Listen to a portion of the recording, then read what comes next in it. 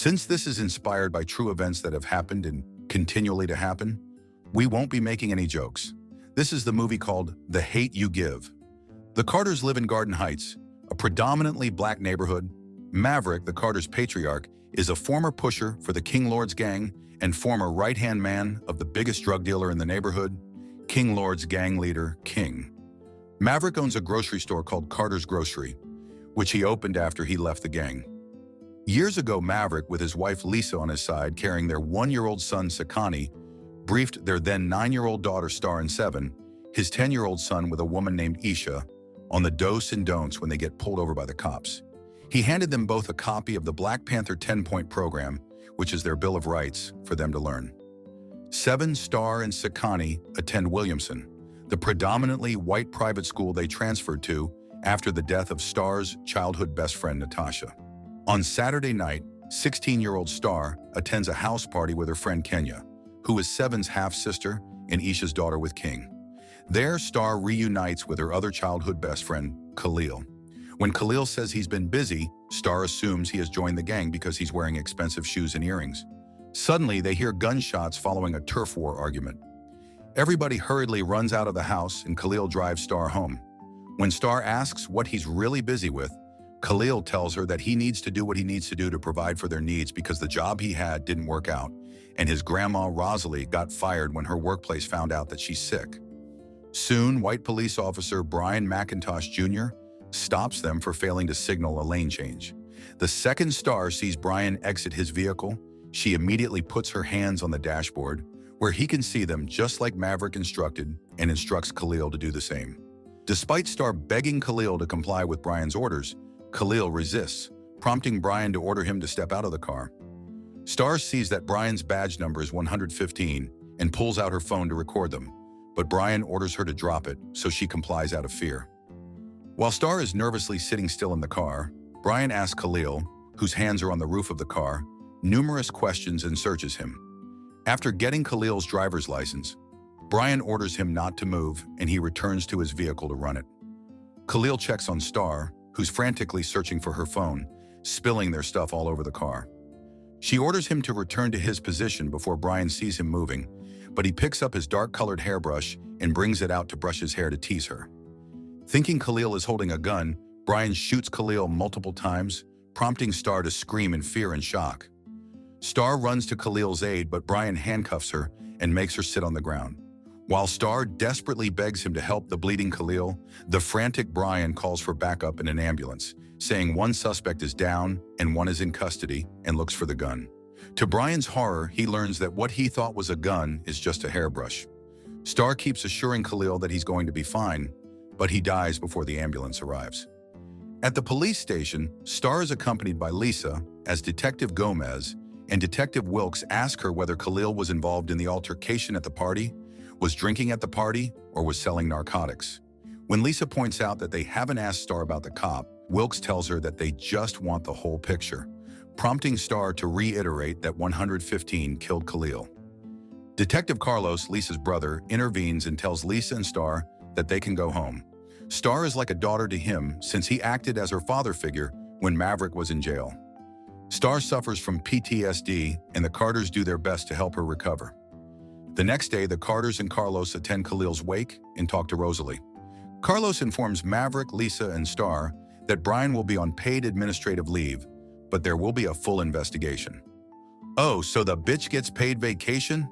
When Carlos says he can't help with the investigation because such cases are handed over to the DA, Maverick guesses that they're heading for a grand jury and that they're going to ask Starr to testify, which Lisa opposes as she doesn't want such attention towards Starr.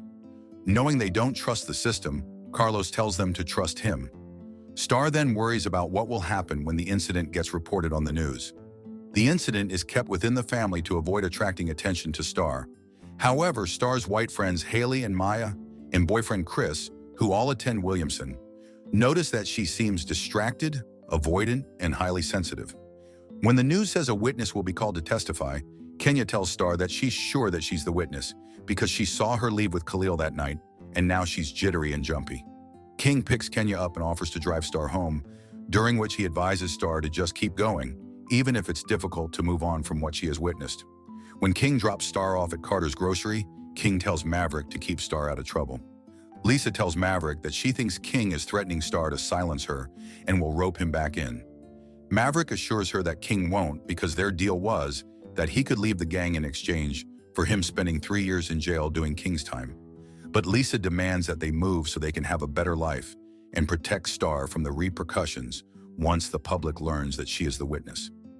As Starr prepares for Khalil's funeral, Starr looks at her wand when she, Khalil, and Natasha used to play Harry Potter when they were kids. Maverick checks on her and explains that the system is designed against them. People like him and Khalil fall into the trap of getting into the business because they need the money but there are no real jobs for them. Then they end up in prison. When Starr sees Khalil lying on his casket, she can't help but weep and recall the way his face lights up when he smiles and the moment he was shot, prompting her to feel lightheaded.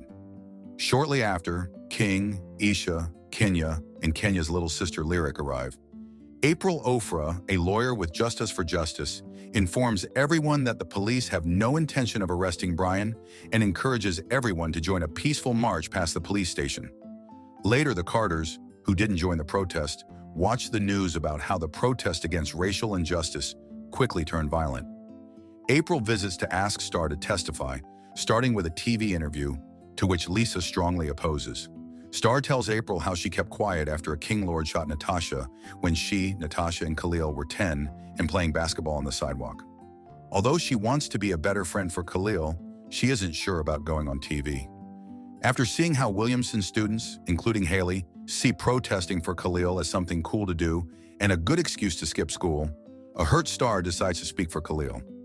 Maverick, Lisa, and April accompany Starr at the station for her TV interview with interviewer Diane Carey.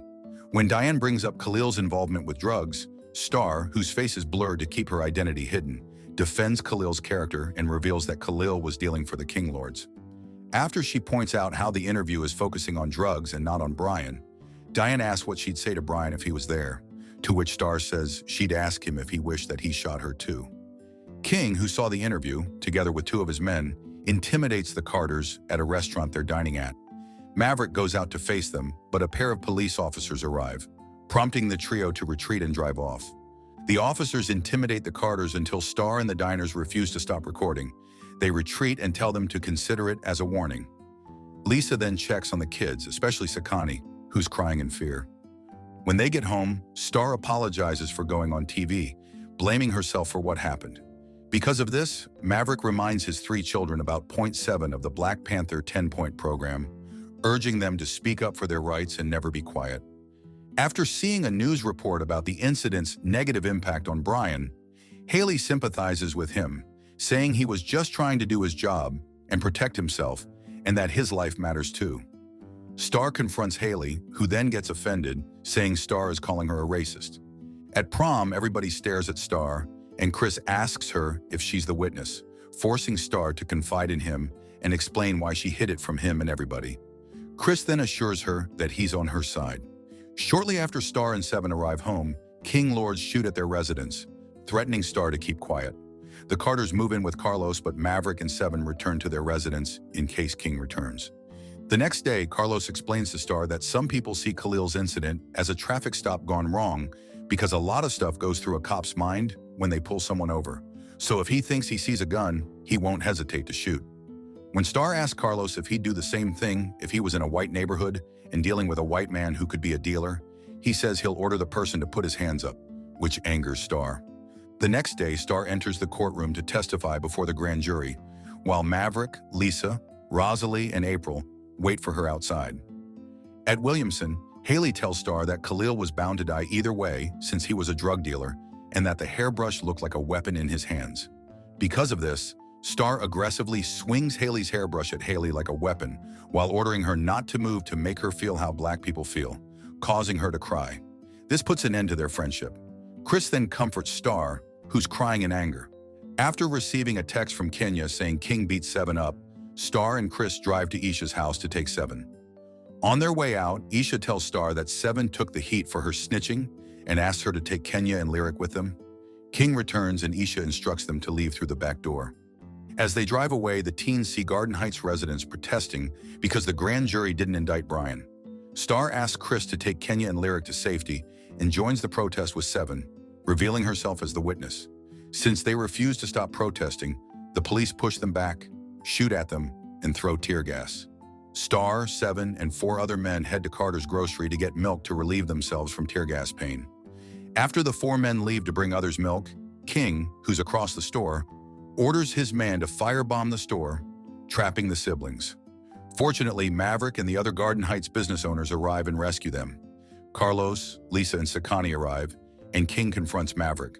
To everyone's horror, Sakani, who has taken Maverick's gun, points the gun at King, who's also about to pull out his gun, tearfully ordering him to leave Maverick alone. Maverick asks Sakani to drop the gun while 2 police officers arrive, who then point their gun at Sakani. Starr puts herself in front of Sakani to shield him, prompting Sakani to put the gun down and asks the killings to stop.